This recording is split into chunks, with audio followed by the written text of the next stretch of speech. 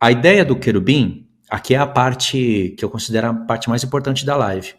O irmão Magno trouxe um texto para mim de Ezequiel 28. E aí o que ele falou ali a princípio não era o que eu pensava, né? A ideia não estava batendo. Até que eu li o texto melhor e falei que é verdade. O que o irmão Magno estava falando fazia sentido. E aí, depois eu peguei esse texto, a ideia nova, né? Passei para o Pedro. O Pedro era para estar participando aqui com a gente hoje, mas como ele foi viajar, não dá para participar. Aí o Pedro ajudou na meditação e a gente concluiu um raciocínio muito profundo sobre a questão do querubim caído. O diabo era um dos querubins e ele era da mais alta patente dos querubins. Ele caiu. A partir do momento que ele caiu, ele criou no coração dele uma revolta muito grande contra tudo que se chama Deus. Toda a família do céu e toda a família da terra, ele tem uma revolta muito grande. E como ele era da mais alta patente, ele conseguiu arrastar a terça parte dos anjos para ele. Deus não pôde destruir ele de uma hora para outra.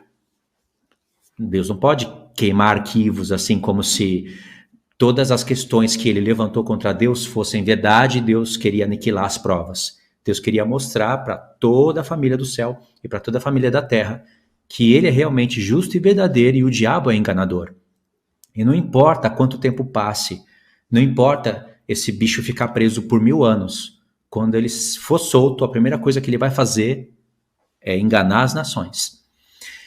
Então, eu vou deixar para o irmão Magno falar essa parte de Ezequiel 28, vamos ver se o áudio dele tá bom, a internet aí tá boa. Você pode ou continuar o raciocínio a partir de Ezequiel 28, construir um raciocínio a partir daí, ou você pode dar aquela introdução sua do começo.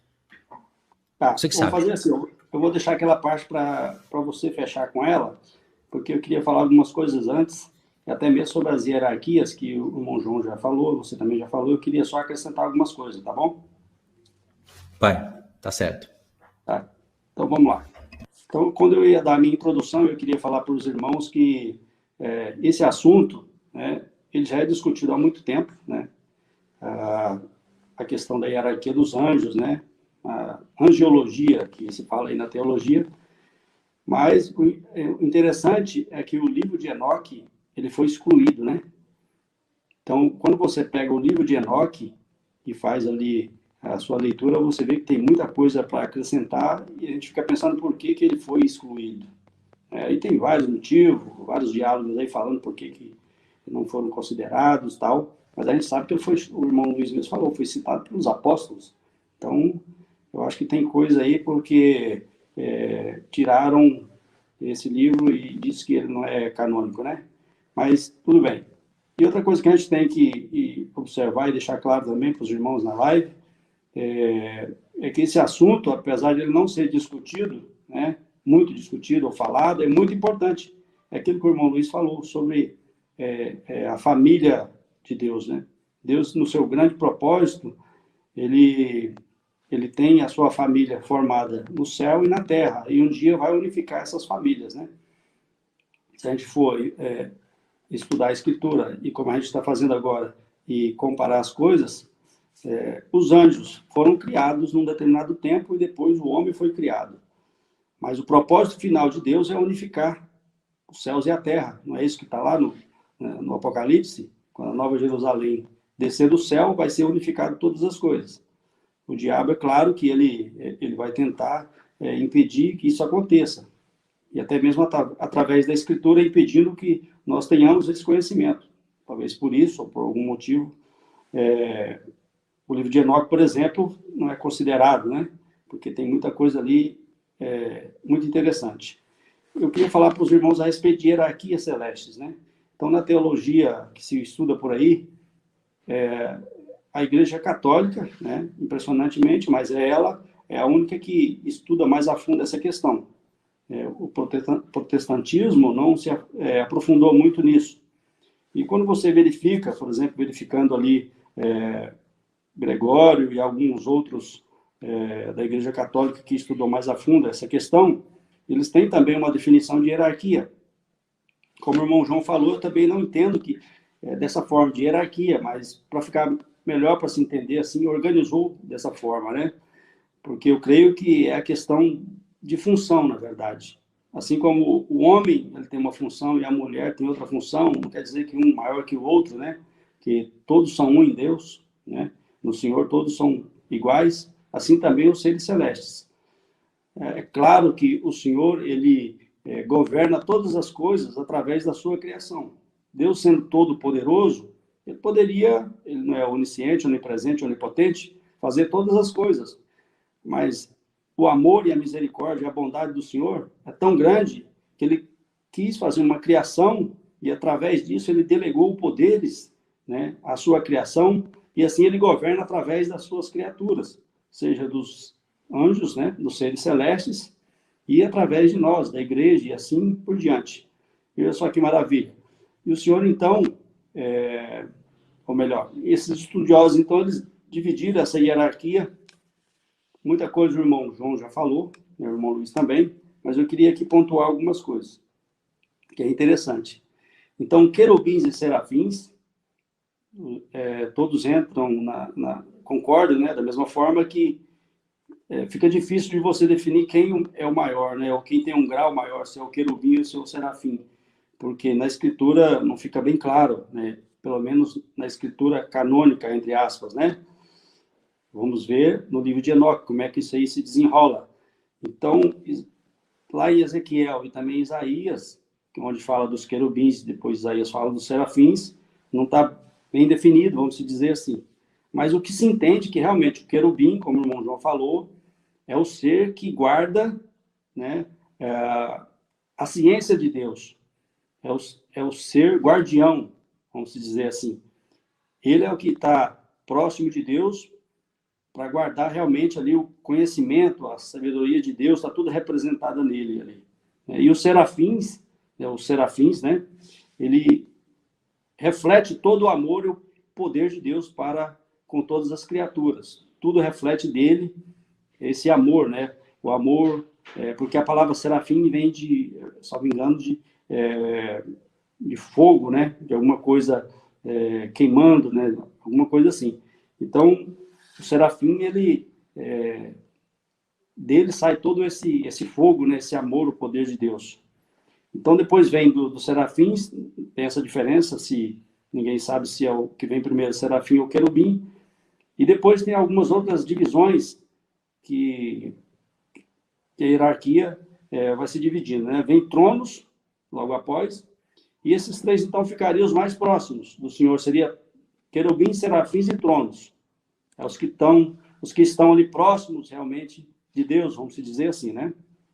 Vindo depois disso, as dominações, os principados, as potestades, as virtudes, arcanjos e anjos. Então, essa é uma definição de hierarquia que os estudiosos, né, analisando e examinando as escrituras, dividiram dessa forma. Há divergências, né? Alguns não consideram, por exemplo, os principados, as potestades e as virtudes como uma classe angelical, mas sim vamos dizer assim, um aglomerado de anjos que se formam esses principados e potestades. Agora, todos esses estão citados nas escrituras, nos livros canônicos. Ali, por exemplo, Paulo, se não me engano, ele cita, né? Principados, potestades, né? Virtudes, e anjos e arcanjos seria outra classe também.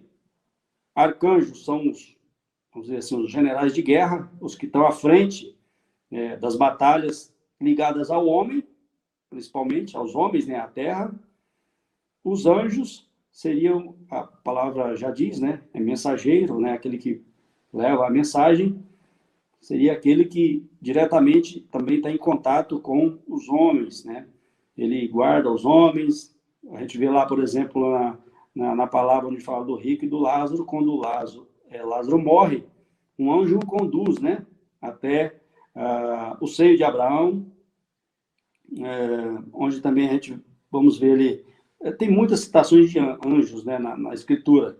No Antigo Testamento é mais de 200 citações, no Novo Testamento mais de 150, então tem muitas citações. E os anjos, quando eles não conseguem resolver algum problema, como a gente pode ver lá em Daniel, né, é enviado então um anjo mais poderoso, no caso um arcanjo. E então, dessa forma, fica dividido essa visão, vamos dizer assim, cristã católica, se divide em 9 classes, né? Algumas outras visões, né, na teologia diminui isso aí, como eu falei, não considera virtudes, tronos e potestades. E no livro de Enoque já está um pouco diferente também. Então, mas o que eu acho interessante, e que é o principal aqui, é nós entendermos que existe sim essas classes, isso está bem claro nas Escrituras, e que todos eles trabalham, né, a favor da obra de Deus nos céus e na terra, né? Isso é o que é o mais importante. A gente não pode também confundir, né, o conhecimento sobre os seres angelicais com cultos ou heresias também que se prega a respeito desse assunto. A gente tem que ter cuidado com isso também. A gente tem que conhecer, porque com o conhecimento que o Senhor nos abre o entendimento para podermos crescer em conhecimento das coisas de Deus, e espiritualmente nós estarmos mais preparados, né? Porque é um princípio básico também da guerra, né? Conhecer o nosso inimigo para que nós possamos combatê-lo também. Por que eu estou falando isso? Porque se formos verificar também, assim como tem os anjos, né, de Deus, tem os anjos do mal também, que a gente vai, daqui a pouco o irmão Luiz vai até falar sobre Satanás e os seus anjos. Quando nós verificamos na rebelião de Satanás, ele está escrito lá que ele levou a terça parte, né? Vamos dizer assim, que terça parte, vamos considerar que proporcionalmente seria mais ou menos essa proporção 2 para 1, né? Uma terça parte caiu e ficou, então, 2 partes. Então, há também uma hierarquia demoníaca, né? É claro. Eu entendo, e muitos entendem também, que na queda de todas essas classes caíram anjos, seja querubins, serafins, tronos, potestades, dominações, virtudes, arcanjos e anjos, também se rebelaram e caíram também com Satanás na sua queda. Por isso que tem a guerra espiritual. É porque esses agora trabalham contra a obra de Deus. Eles trabalham para que os anjos de Deus, a palavra de Deus, as coisas de Deus não cheguem até nós. Mas isso aí a gente pode depois aprofundar somente nesse assunto. Agora o irmão Luiz chegou aí, eu vou passar para ele, se quiser concluir aquela parte de Ezequiel. Tá bom, irmão Luiz? Eu perdi um pouco o raciocínio, mas como a gente já havia conversado no particular, mais ou menos eu sei o que o irmão queria passar, né? As vertentes de como as pessoas acreditam, né? A Igreja Católica, como ela se aprofundou um pouco mais nisso. Aliás, é um assunto que eu não sabia, né? Eu comecei a me aprofundar um pouco nisso agora também. Me interessei muito mais por isso. E quem escuta Enoque, e tem várias versões aí narrada de Enoque para vocês ouvirem no YouTube, quem escuta também fica com vontade de aprender sobre essas questões. Aí abre aquela vontade de você entender as coisas e você até acaba vendo que os apóstolos, eles tinham esse desejo de contemplar as coisas do alto.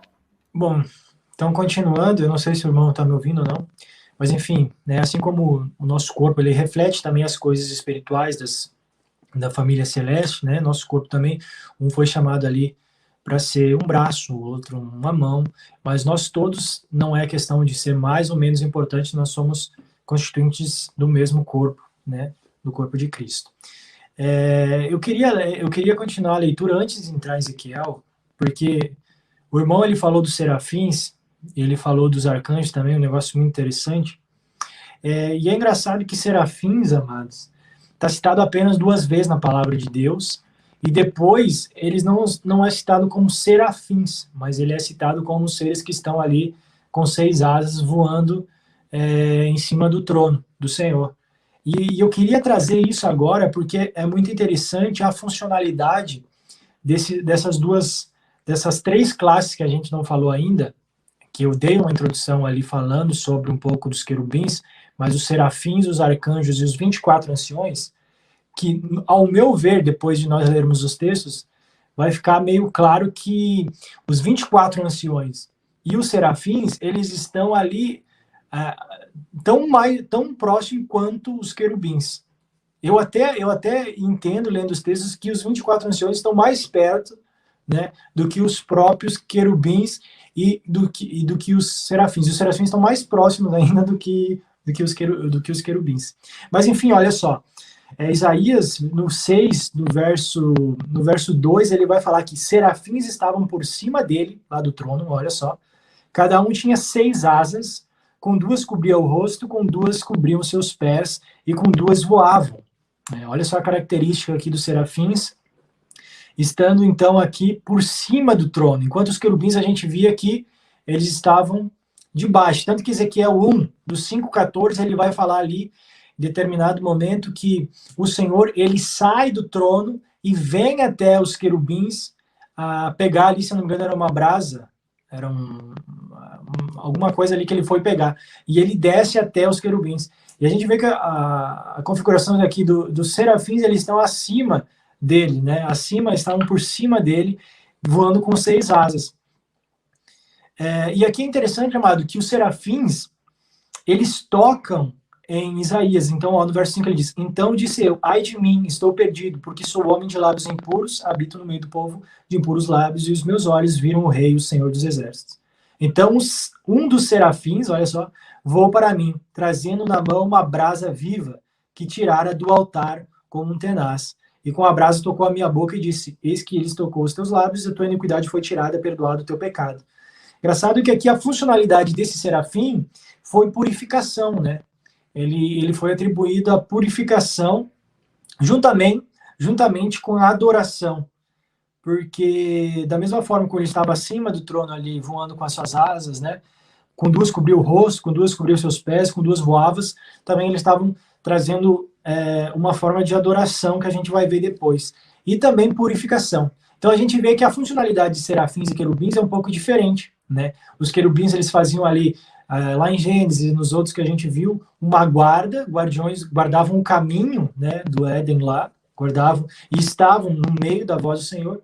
Os serafins aqui estavam voando sobre o altar do Senhor e aqui ele toca a boca de Isaías e Isaías é purificado. Então a gente tem uma questão um pouco diferente, a gente vê que são seres distintos, porque algumas vertentes vão falar que são o mesmo, né?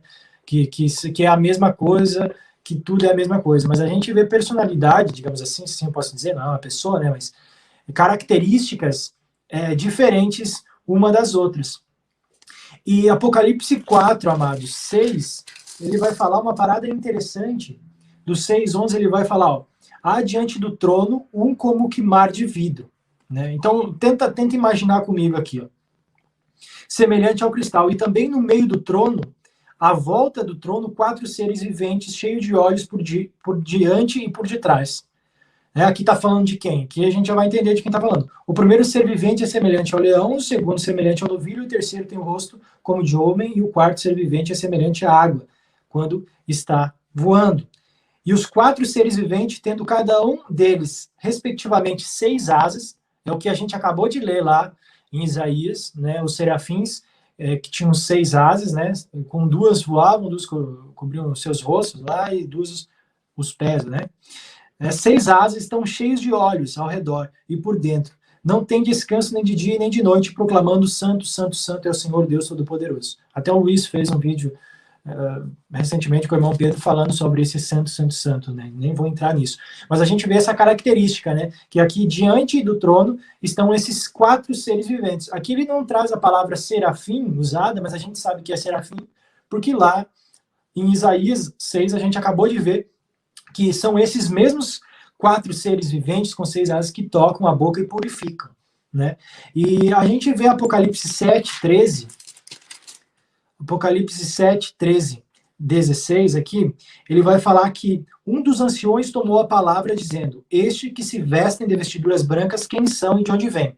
Né? Aqui a gente vê agora a pessoa dos 24 anciões, que se achega ali até João e pergunta, né? Quem são estes com vestiduras brancas? Agora a gente vai ver uma personalidade, uma característica diferente, que os 24 anciões, eles têm ali uma forma de conversação com o homem. Você vai ver essa proximidade que os 24 anciões vão ter com João. né? E aí João responde, meu Senhor, tu sabes. Ele então disse, são esses que vêm da grande tribulação, que lavaram suas vestiduras e alvejaram no sangue do Cordeiro. A razão porque se acham diante do trono de Deus e servem de dia e de noite no seu santuário, e aquele que se assenta no trono estenderá sobre eles o seu tabernáculo, né? Pois o Cordeiro se encontra no meio. Então a gente vê aqui os serafins voando com 6 asas, a gente vê a igreja de Cristo com as vestiduras brancas na frente do trono, e a gente vê também os querubins, os anciões na frente também, né, ali juntamente do trono, e os querubins debaixo do trono, que é o que a gente acabou de ver. Aqui no verso 11, aqui tem uma característica também dos anjos que estão voando nesse local, que ele fala, todos os anjos estavam de pé, rodeando o trono. Os anciões e os 4 seres viventes, e ante o trono se prostraram sobre o seu rosto e adoraram a Deus. Então a gente vê todos os anjos que ali estavam, eles estavam rodeando o trono do Pai. Os anciões e os 4 seres viventes, os 4 serafins, que se prostram os seus rostos diante e adoram a Deus. Então a gente vê que, né, onde a gente tem aqui, quem se prostra com o rosto são os anciões e os serafins, né? Enquanto os anjos estão rodeando o trono juntamente com a igreja e com os querubins que ali estão fazendo a guarda, que é de onde sai a voz do Senhor.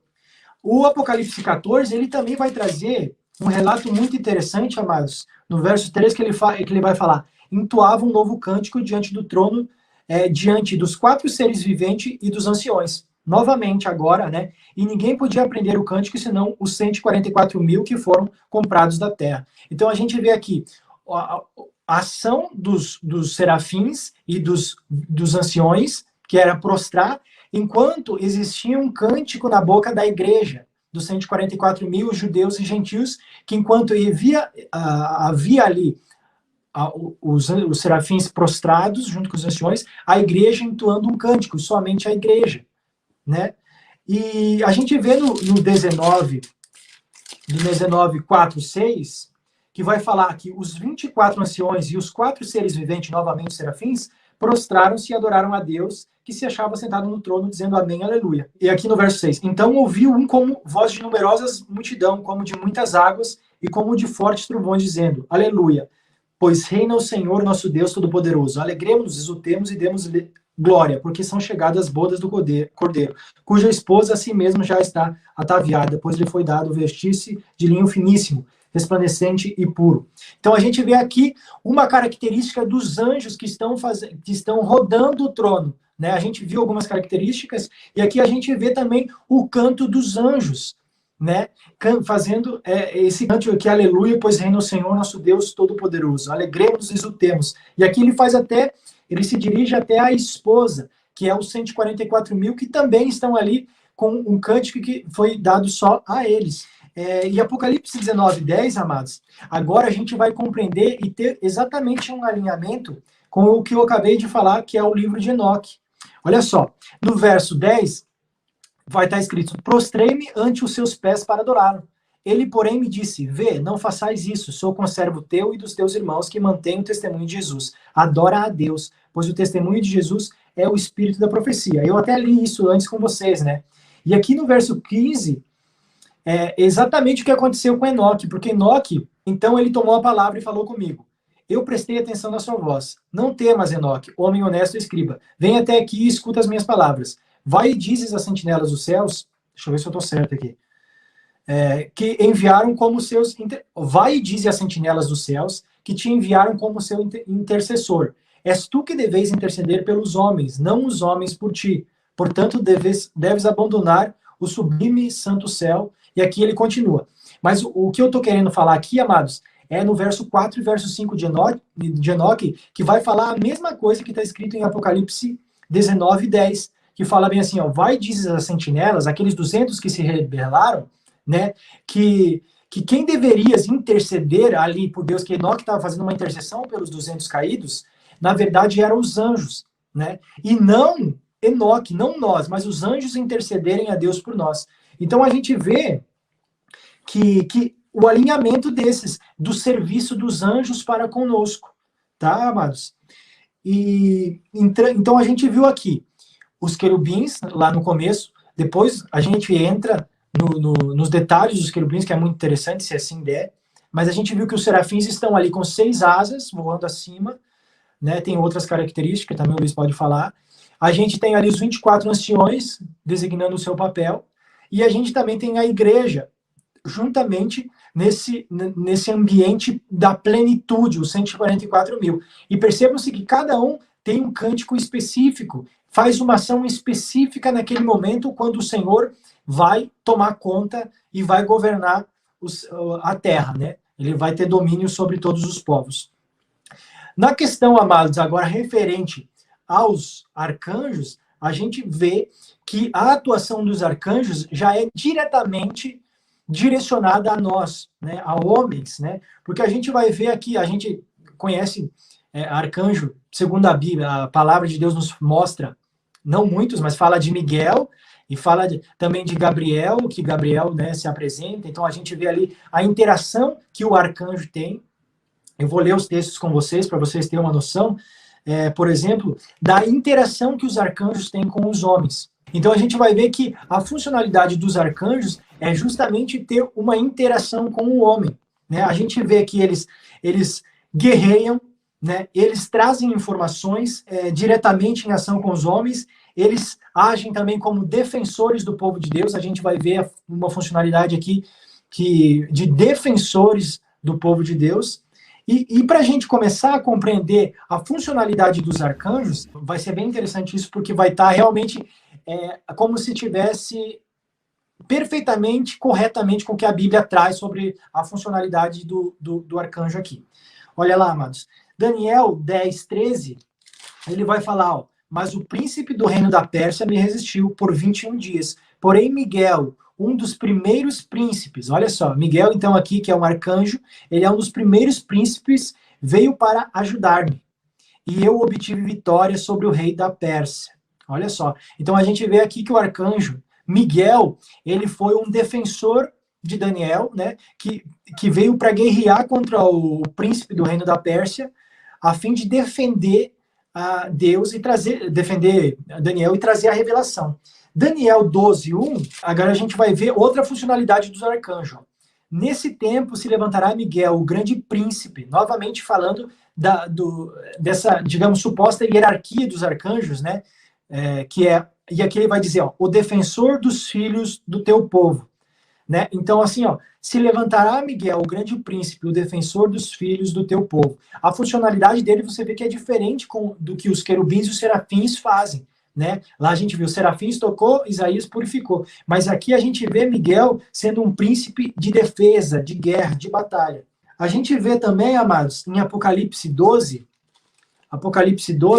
ele vai também citar, 12, 7, ele vai dizer que houve uma peleja no céu, no qual Miguel e os seus anjos pelejaram contra o dragão. Também pelejaram o dragão e os seus anjos. Todavia, não prevaleceram, nem mais se achou no céu o lugar deles. Então, a gente vê aqui justamente aquela primeira rebelião que teve.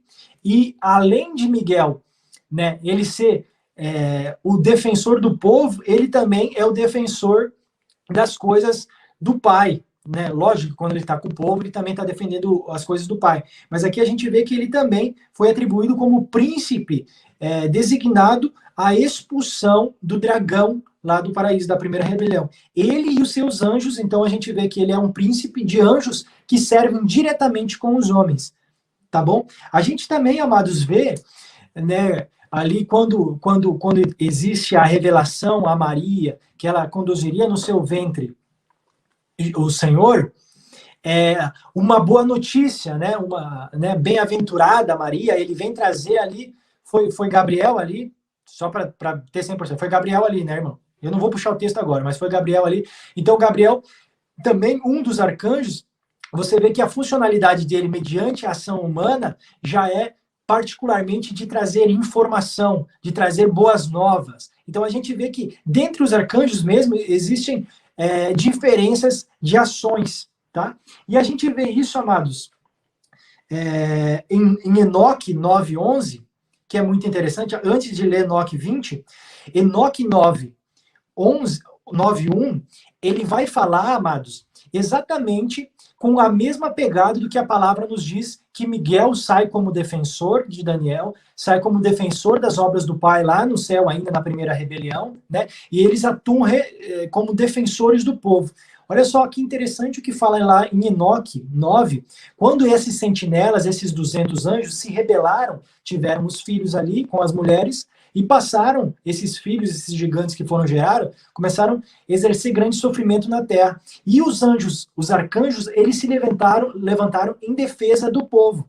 E vai dizer assim, ó, então Miguel, Gabriel, Rafael, Suriel e Uriel olharam abaixo desde os céus, né, e viram a quantidade de sangue que era derramada na terra e toda a iniquidade que era praticada sobre ela. E disseram um ao outro, esta é a voz dos seus clamores. A terra desprovida dos seus filhos tem clamado, mesmo até os portões do céu. E agora a ti, ó Santo dos céus, as almas dos homens queixam-se, dizendo, obtém justiça para conosco com o Altíssimo. Então eles disseram ao Senhor, o Rei, tu és o Senhor dos senhores, Deus dos reis, Deus dos deuses, Rei dos reis, o trono de tua glória é para sempre e sempre, e para sempre seja teu nome santificado e glorificado. Então a gente vê uma característica aqui, dos arcanjos, que eles novamente saem em defesa do clamor do povo. E olha como eles, além de fazer contato direto aqui, de guerrear, de agir em defesa nossa, eles têm esse acesso direto com o Senhor dos senhores, Rei dos reis, Deus, né, o Deus dos deuses aqui, que é o nosso Senhor. Então ele vai até o Senhor, ele tem essa liberdade e essa importância, né, de ser o nosso defensor e também estar diante do trono, né? Então você vê que não existe hierarquia de longe, esse está mais longe do Pai, esse menos longe. Você vê que todos cumprem uma função dentro do reino e todos eles, porque também fazem parte do Espírito do Pai, que habita no Filho e neles também, eles têm acesso à glória de Deus. E, amados, aqui o Luiz acabou de dizer para mim, trazer para vocês, que Enoque 20, ele vai trazer exatamente a função, né, desses arcanjos, e vai bater exatamente com o que a palavra diz. Olha só, Enoque 20, ele vai falar, estes são os nomes dos anjos sentinelas. Uriel, um dos anjos, o qual preside sobre o clamor e o terror. Lembra que aqui Uriel, ele veio em defesa do povo do clamor? Porque ele é exatamente aquele que preside sobre o clamor e o terror. Rafael, um dos santos anjos, o qual preside sobre os espíritos dos homens. Raguel, um dos santos anjos, o qual inflige punição ao mundo e às luminárias. Miguel, um dos santos anjos, o qual, presidindo sobre a virtude humana, comanda as ações. Olha só, amado, exatamente o príncipe que a gente viu lá em Daniel, Miguel, sendo trazido aqui a realidade da função dele. Suriel, um dos santos anjos, o qual preside sobre os espíritos dos filhos dos homens que transgridem.